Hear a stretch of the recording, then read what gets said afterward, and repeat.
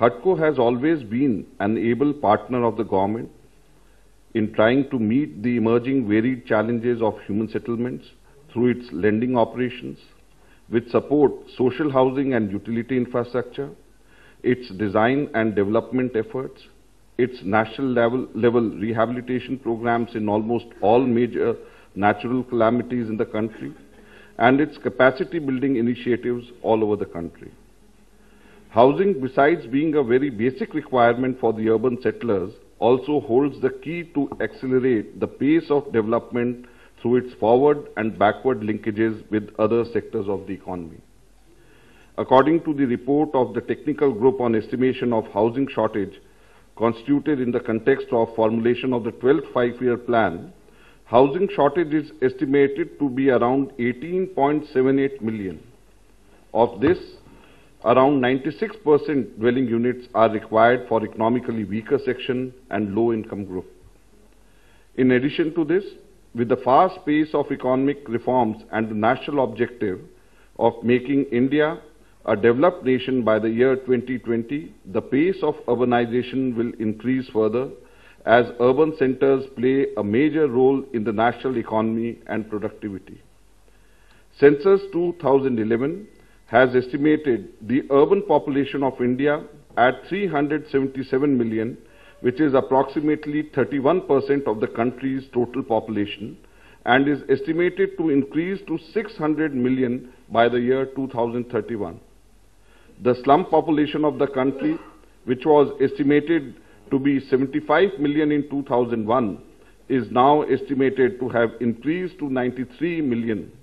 This may result in further increase in urban housing shortages, unless something significant is done to reduce the present housing shortage.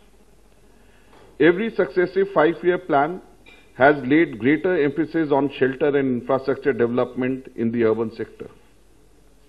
However, the uncontrolled and unplanned urbanization process has not only led to rise in housing shortage in the weaker section segment, but has also put heavy pressure on urban services and infrastructure. The total investment requirement for meeting the huge urban housing requirement would be of the order of rupees 6 lakh crores. In addition, as per the High Power Expert Committee report headed by Dr. Ishar Aruwaria, the investment for urban infrastructure, including core infrastructures like urban water supply, sewerage and sanitation, drainage, solid waste management, etc., over the 20-year period is estimated at around rupees 39.2 lakh crores at 2009-10 prices. So this is the amount of challenge which we have before us. A number of social housing schemes for poor have been undertaken by the Government of India to promote integrated city development and to enable the people living in slums to gain access to basic services. A number of schemes and programs have been launched from time to time. For example, environmental improvement of urban slums, National Slum Development Program, Integrated Low-Cost Sanitation Scheme, Jawaharlal Nehru National Urban Renewal Mission, etc. Building on the foundations of the learning from JNNURM, the Government of India has come out with a new flagship program, Rajiv Awas Yojana, which has a vision of creating a slum-free India. And I expect HUDCO to play an even more important and challenging role for the success of this program. Under this scheme, the central assistance would be provided to states who are willing to assign property rights to slum dwellers for slum redevelopment and creation of affordable housing stock, along with another condition for reserving 15% of the FAR or 35% of the number of dwelling units for the economically weaker section or lower income group housing.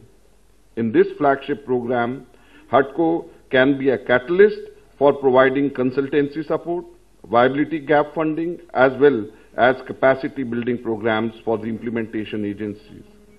I am also happy to know that the Department for Public Enterprises has given excellent rating to HUDCO for its performance during the year 2011-12.